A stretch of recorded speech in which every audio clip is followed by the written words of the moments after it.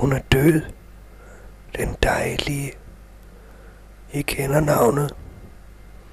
Den tit omfavnede. Har scenen favnet. I druknehuset. Der er hun havnet.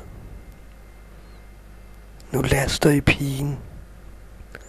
Nu dømmer I skøen. Men viget, hun er død, som en ende på spøjen af sin medfødte lyst til at klæde sig nøgen. I venner af sandhed, som aldrig forrådte. Det var for sit ærlige hjerte at blotte, at Sarah, vores søster, fra først blev kokotte.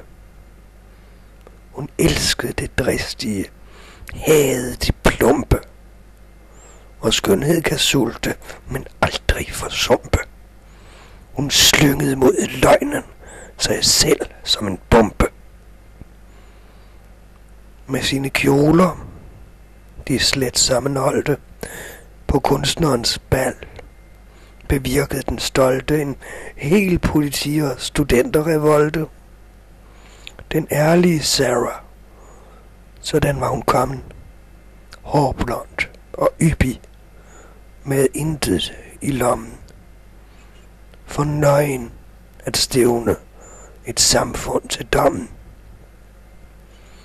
Og nøgen forlod hun de jordiske stræder, så snart hun begreb, at kun hyldet i klæder nød skønheden fremgang på passende steder.